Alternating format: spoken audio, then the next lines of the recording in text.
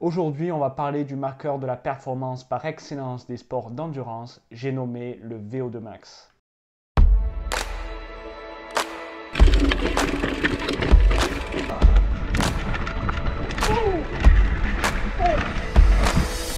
Le VO2 max représente la cadence maximale d'oxygène que l'on peut capter dans l'air ambiant et que l'on peut transporter jusqu'aux muscles afin de produire de l'énergie lors d'un exercice physique. Le VO2 max est déterminé à 3 étages différents, avec en premier lieu les poumons qui vont capter l'oxygène dans l'air ambiant, avec ensuite le cœur qui va acheminer cet oxygène via le sang jusqu'aux muscles, et enfin les muscles qui vont capter cet oxygène pour produire de l'énergie et créer du mouvement. Avoir un haut VO2 max révèle la capacité d'un individu à produire de hauts niveaux de puissance grâce à sa filière aérobie et ainsi repousser l'utilisation de sa filière anaérobie lorsque l'intensité augmente. Et par translation, on permet de repousser la fatigue et d'être plus endurant. Avoir un gros VO2 max est gage de performance en cyclisme. Même dans les courses de longue distance où c'est les deux seuils SL1 et SL2 qui détermineront la performance, il faut bien garder en tête que c'est le VO2 max qui règle ces seuils. Même si grâce à l'entraînement, on rapproche au maximum le VO2 de notre deuxième seuil SL2 de notre VO2 max, si cette dernière reste faible, notre deuxième seuil restera faible également. Améliorer son VO2 max permet donc de repousser toutes ses limites inférieures à ce dernier. En bref, un gros VO2 max est synonyme de haute performance dans n'importe quelle discipline du cyclisme. À partir de cela, on doit se dire mais comment améliorer son VO2 max ? Mais avant de s'intéresser aux méthodes de développement que je traiterai dans une seconde partie, on va ici s'intéresser aux facteurs limitants du VO2 max et comprendre quels sont les paramètres physiologiques à améliorer pour atteindre un VO2 max haut de gamme. Pour cela, je vais m'appuyer sur le modèle de Fick que voici. Cette équation nous dit que le VO2 max est le produit du débit cardiaque QC et de la différence de concentration artério-veineuse en O2, CaO2 moins CVO2. Pas de panique, on va détailler tout ça. Le débit cardiaque correspond à la quantité de sang que notre cœur éjecte par minute. Donc une amélioration du débit cardiaque résulte par une amélioration du VO2 max, car en éjectant plus de sang par minute, on éjecte également plus d'oxygène vers nos muscles à chaque battement de cœur.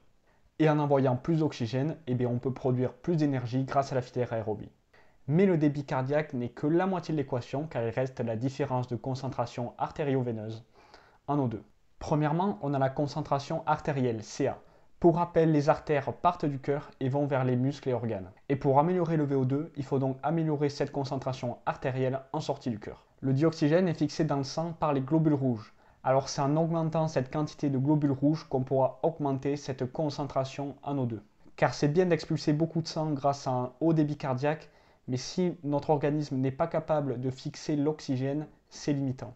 Alors, pour augmenter son nombre de globules rouges, on peut le faire grâce à l'entraînement ou grâce à des protocoles d'altitude par exemple, mais on peut également le faire chimiquement, mais cela ne nous regarde pas. Mais là, nous entrons peut-être dans un domaine plus délicat, je pense. Pour récapituler, un haut débit cardiaque et une haute concentration artérielle en O2 permet d'améliorer le VO2 max en améliorant la quantité d'oxygène envoyée vers les muscles.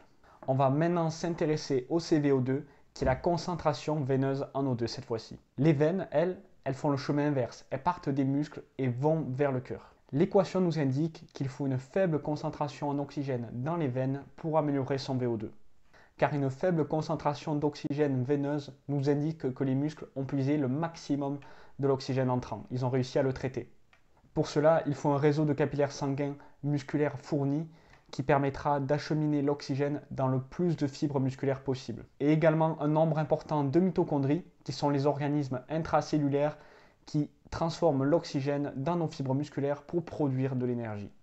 Parce qu'encore une fois, augmenter la quantité de sang oxygéné vers les muscles grâce à un bon cœur et grâce à un sang riche en globules rouges, c'est bien, mais si vos muscles ne peuvent pas l'utiliser, ça reste inutile et ça va limiter votre VO2 max. Alors maintenant, on va rentrer un peu plus loin dans les détails et s'intéresser aux adaptations pulmonaires, cardiovasculaires et musculaires qui sous-tendent à une amélioration du VO2. Et à chaque fois, je préciserai à quel étage de l'équation précédente on se situe.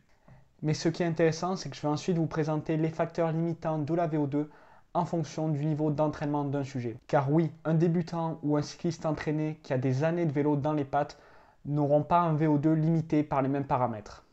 On va commencer en premier lieu par les adaptations cardiaques Comme on l'a vu précédemment, c'est l'amélioration du débit cardiaque qui nous intéresse. Le débit cardiaque est le produit de la fréquence cardiaque et du VES qui est le volume d'éjection systolique, qui est en bref le volume de sang éjecté à chaque battement de cœur. On ne peut pas améliorer l'AFC qui est déterminé génétiquement et qui ne pourra pas être accéléré, mais par contre on peut influencer sur ce VES. Pour une amélioration de ce dernier, il faut viser des adaptations au niveau du myocarde qui est le muscle cardiaque. Premièrement, l'entraînement va contribuer à améliorer l'étirement du myocarde lors de la phase de diastole. La diastole, c'est le moment où le cœur se remplit de sang. Un étirement plus important du myocarde va permettre d'agrandir la cavité cardiaque, d'agrandir en réalité les ventricules qui permettront d'accueillir plus de sang. En fait, on va avoir une sorte de dilatation du muscle cardiaque. Alors, en améliorant la taille de la cavité cardiaque, on peut accueillir plus de sang et donc lors de la phase d'éjection, lors de la phase de systole, plus de sang sera éjecté et le VES sera ainsi amélioré. On va également retrouver une amélioration de la contractibilité du myocarde. Ça va aboutir par des battements cardiaques plus puissants qui permettront d'éjecter plus de sang. Car oui, un cœur peu puissant ne pourra éjecter qu'une fraction du sang présent dans les ventricules avant la contraction cardiaque, alors qu'un myocarde puissant sera capable d'éjecter la quasi-totalité du sang présent dans le cœur avant la phase d'éjection. Alors ces adaptations du myocarde que j'ai citées sont maximisées lorsqu'on roule à 75% de notre VO2 max. Alors ça correspond à de la zone 1 en dessous du SL1.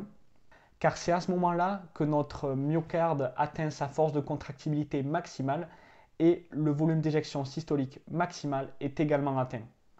Au-delà de ces 75%, c'est l'augmentation de la fréquence cardiaque qui prendra le relais pour augmenter le débit cardiaque. En fait, il faut comprendre qu'il n'y a pas de corrélation entre la montée de la fréquence cardiaque et la montée du débit cardiaque. En premier lieu, c'est l'augmentation du VES qui augmentera le débit cardiaque, puis c'est la fréquence cardiaque qui prend le relais. Mais attention, la haute intensité sera également d'intérêt pour maximiser le débit cardiaque, car entraîner son VES à FC max est également d'intérêt, car maintenir son VES à 75% est aisé, mais ce n'est pas la même quand la fréquence de contraction est maximale. Il y a donc des adaptations à provoquer à ce niveau-là aussi. Pour les adaptations cardiovasculaires, on retrouve également l'augmentation de la masse de globules rouges dans le compartiment sanguin qui permet de capter plus d'oxygène et améliorer la concentration artérielle, comme on l'a vu tout à l'heure. Une augmentation du volume plasmatique va également améliorer le VO2 en fluidifiant le sang. Ça va améliorer la circulation sanguine et réduire les résistances qui sont présentes dans les vaisseaux lorsque le sang est trop épais. Et diminuer ces résistances permet d'améliorer la vitesse d'acheminement du sang vers les muscles. Les entraînements à la chaleur sont un bon moyen de stimuler l'expansion de notre liquide plasmatique. Pour rappel, les adaptations du myocarde vont améliorer le volume d'éjection systolique et donc le débit cardiaque en améliorant la taille des cavités cardiaques lors de la phase d'étirement du muscle cardiaque et en améliorant sa force de contractibilité pour éjecter plus de sang à chaque battement. Ensuite, on va s'intéresser aux adaptations musculaires qui sont qualifiées de périphériques. Toutes ces adaptations visent à réduire la concentration veineuse en O2 afin de réduire la différence artério-veineuse et améliorer son VO2 pour atteindre les cieux. Alors pour cela, on retrouve l'expansion des réseaux capillaires dans les muscles impliqués dans le mouvement du pédalage, les muscles des cuisses donc, car en améliorant la perfusion de nos muscles, on permet d'acheminer de l'oxygène dans le plus de fibres musculaires possible et produire de l'énergie via la voie aérobie en plus grande quantité. C'est une adaptation physiologique qui est majeure pour développer notre VO2 et c'est un des paramètres qui permet de développer grandement notre VO2 max. Cette augmentation de capillarisation des muscles s'obtient grâce à de la basse intensité. Alors c'est vraiment le volume passé sur la selle qui va contribuer à cette expansion-là. Mais il a également été prouvé que les hautes intensités proches de VO2 max avaient un impact énorme pour améliorer ce paramètre-là. Toujours au niveau des muscles, on va retrouver une amélioration de la capacité oxydative de nos fibres musculaires. Cela signifie que le nombre de mitochondries vont croître au sein de ces cellules musculaires pour produire de l'énergie. Et cette amélioration de la capacité oxydative des fibres est d'autant plus intéressante sur les fibres de type 2, qui sont les fibres rapides et qui ont en général une faible capacité oxydative. Et l'entraînement en endurance va permettre d'augmenter le nombre de mitochondries dans ces fibres-là et ainsi améliorer son VO2 max. Après, je vous ai cité qu'une part des adaptations possibles, il en existe bien plus. Je vous ai cité les principales. Alors, je ne vais pas plus vous saouler. S'il y en a qui sont intéressés, vous pouvez lire le document que j'ai placé en description. J'ai appris ça sur Internet. Enfin, il est important de comprendre que selon notre niveau, notre VO2 max ne va pas être limité par les mêmes paramètres. Je vais donc vous illustrer cela par des exemples plutôt parlants. Alors on va partir d'un cas extrême d'un débutant qui est fumeur. Alors son niveau physique est totalement rincé. Alors pour ce sujet-là, c'est au niveau des poumons que ça va coincer. Il ne sera pas capable de capter beaucoup d'oxygène dans l'air ambiant. Alors même s'il a des muscles et un cœur performant, ce que je doute, ça restera inutile car il ne pourra pas leur apporter de l'oxygène. Ensuite, on va passer sur le niveau 2 qui est un débutant intermédiaire. On va quand même monter d'une bonne marche. Alors ce cycliste, au contraire, ne sera pas limité par ses poumons. C'est vraiment au niveau des muscles que ça va coincer. Il aura une faible capillarisation de ses muscles et une faible capacité oxydative. Alors l'entraînement va donc lui permettre d'améliorer ce paramètre-là pour améliorer son VO2 max. Car même s'il améliore son cœur et ses poumons, ça restera inutile parce que derrière, les muscles ne pourront pas suivre, tout simplement. Alors maintenant, on va s'intéresser aux cyclistes de niveau supérieur. Pensez, mettons, aux cyclistes qui trustent tous les KOM de votre région. Alors ce dernier, il va avoir de très bons poumons et une très bonne capacité oxydative de ses muscles. Mais son problème à lui, ça va être le cœur. C'est vraiment le débit cardiaque qui va le limiter. Et c'est l'amélioration de son VES qui lui permettra d'augmenter son VO2 max. Alors ce VES, comme on l'a vu, il s'améliorera via des adaptations du myocarde. Alors enfin, on arrive au niveau professionnel. Prenons par exemple le cas de Tadej Pogačar, qui est un grimpeur de renom. Alors à ce niveau-là, il a déjà, je pense, atteint son VO2 max maximal théorique. Il ne pourra pas aller plus loin. Mais s'il souhaite progresser, c'est comme le cycliste de haut niveau, c'est en améliorant son volume d'éjection systolique et en améliorant sa concentration artérielle en O2.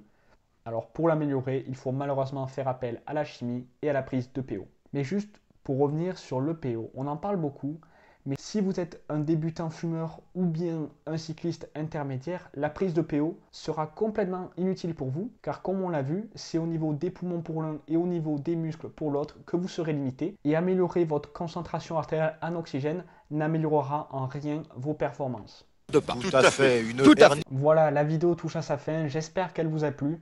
C'était vraiment une vidéo à but informatif pour vous permettre de mieux cerner ce qu'est le VO2 max et surtout comprendre quels paramètres doivent être améliorés pour repousser au maximum son VO2 max. Une deuxième partie va arriver où cette fois-ci, je vais vous présenter les meilleures méthodes de développement du VO2 max en m'appuyant sur les facteurs physiologiques que j'ai cités dans cette vidéo. C'était Antonin Lebouy pour la science du cyclisme.